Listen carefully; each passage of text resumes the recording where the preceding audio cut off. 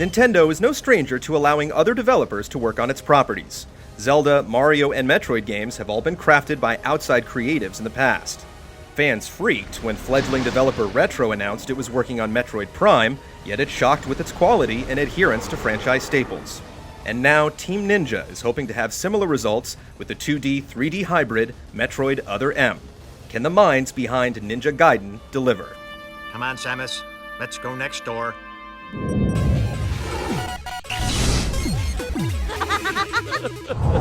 I laid Mother Brain to waste, and the explosion that followed destroyed planet Zebes, along with the remains of Mother Brain, the space pirates, and my long-standing nemesis, Ridley. Up until this point, the Metroid story has been kept pretty simple, and series heroine Samus Aran has uttered little more than a grunt. All that changes with Other M. Not only does Samus talk, she tends to blather on, using far too many words to describe the obvious. The word he so obviously chose. Outsider. The story picks up right after Super Metroid. Having destroyed Mother Brain and wiping Metroids from the galaxy, she responds to a distress call from a wayward space station, only to find the Galactic Federation and her former commander already on the scene. What follows is a ham-fisted story and wordy script that explores the relationship between master and servant. While I was young and inexperienced, I left Adam's command and set out on my path as a solitary bounty hunter. Many holes are filled in the series canon, but it comes at a price. If Other M has its say, Samus is nowhere near as interesting as initially perceived. Bioweapons, betrayal, and all the other tropes that permeate the genre are represented, and they're undermined by writing that appears to be lost in translation. It touched me on some level that Adam would acknowledge that past by calling me something delicate, like lady. At least the plot twists aren't obvious, and fans will lap up each one of the lavishly produced CG sequences.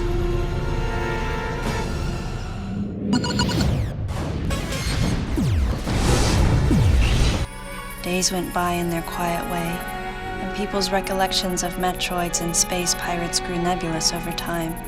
As far as game design goes, Other M is basically a carbon copy of prior Metroids. The space station is one huge spaghetti pile of tunnels, corridors, and wide open spaces. As Samus receives new weapons and abilities, new areas become accessible. There is still a great deal of backtracking to be done. In classic Metroid style, most of Samus's powers are taken away at the beginning of the game, and you have to reclaim them. You don't move unless I say so, and you don't fire until I say so. The reasoning here actually makes more sense than in past games, and by the time the credits roll, you'll have upgraded your basic beam several times, and will have all her patented powers in tow. Health is set up differently in that it can only be replenished at save stations unless the bounty hunter is near death. At this point, players can point the Wii Remote at the ceiling and hold the A button to replenish a small part of it. Trying to recharge health with enemies lurking can be intense, but you'll also find yourself gaming the system by intentionally taking damage to get below the threshold to replenish. You'll also have an endless supply of missiles that are reloaded using the same technique. The campaign is not especially long and falls well short of the Prime games. Most will finish in well under 10 hours, and the theater and gallery options that unlock upon completion don't provide a lot of incentive to return. None of the baby remained on me. I knew it to be true, but still couldn't help looking at my palm for a sign. The design of Metroid Other M sticks to the tried and true, while simplifying the level design and how weapons are handled.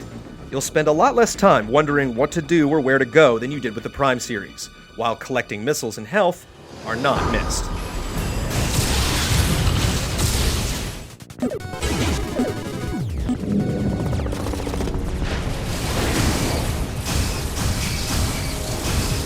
Metroid Prime shocked with its first-person adventure gameplay, and Other M has a similar take on perspectives. Using just one Wii Remote, you have the option to go into first-person view at any time simply by pointing the remote at the screen. Otherwise, you play the game with the remote sideways. The transition from side-scrolling to the in-helmet view is as smooth as butter, but you can't move when looking through Samus's eyes. It makes the perspective practically unplayable in heavy combat situations, and basically relegates it to long-range room clearing and examining the environment. Scanning and logging what you see has been completely removed, but there are still plenty of hidden passageways to find missile, health, and recharge upgrades that you simply won't see unless you go into first person. There are also some sections of the game where you're forced into the view and aren't allowed to move on until you discover some investigative clue in the environment. It makes sense in theory, but it slows things down. Other M would be a better game without them. My response was to become increasingly bitter.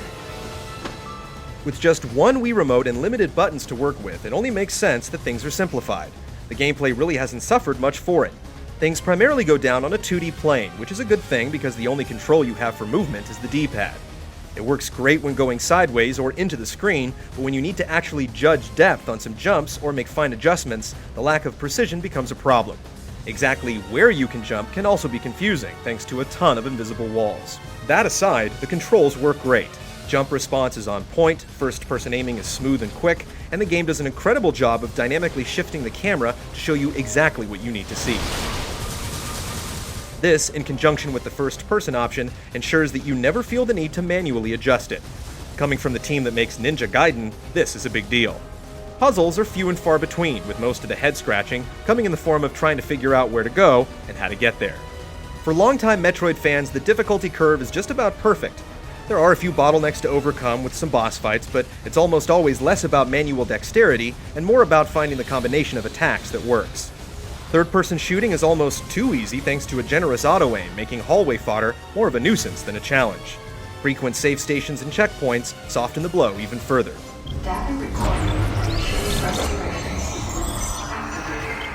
While Samus is tackling this mission along with a group of Galactic Federation soldiers, this is not a squad-based game.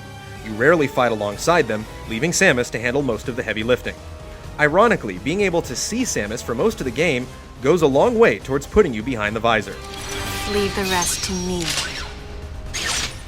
Metroid Other M's gameplay is a nice compromise between satisfying fans and opening up the series to a wider audience. The simplifications don't sacrifice much. The Morph Ball and her ship definitely take a back seat here, but it's to the benefit of the action.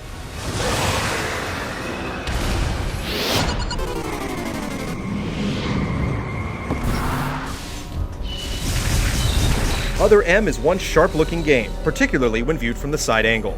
Though the geometry can come off as a bit simple in first person, the overall look is unique with vivid colors and smooth textures. Special effects abound, yet the engine only buckles in a couple fleeting moments. Attacks pack the appropriate visual punch, and the auto-aim in third person allows for some truly cinematic combat sequences. Though a few areas can be a bit garish, it's one of the better-looking Wii games on the market.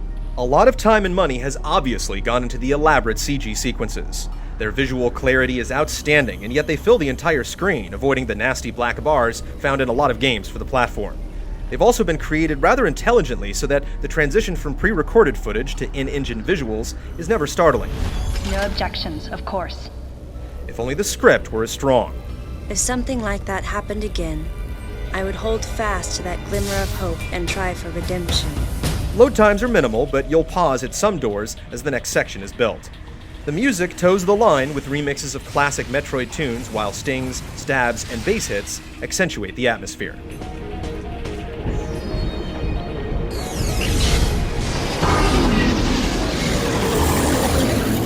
Metroid Other M is a successful experiment in shifting perspectives and reimagining how an old franchise can play. Just like the Prime trilogy, it manages to skirt the line between satisfying its fanbase and providing something unique. The decision to give Samus a voice is sure to be controversial thanks to the ho-hum script, and this coupled with a plethora of side characters clamps down on the feeling of isolation. Even so, it's a solid game, from top to bottom, that rolls the dice several times without them ever coming up snake eyes. Mother, time to go.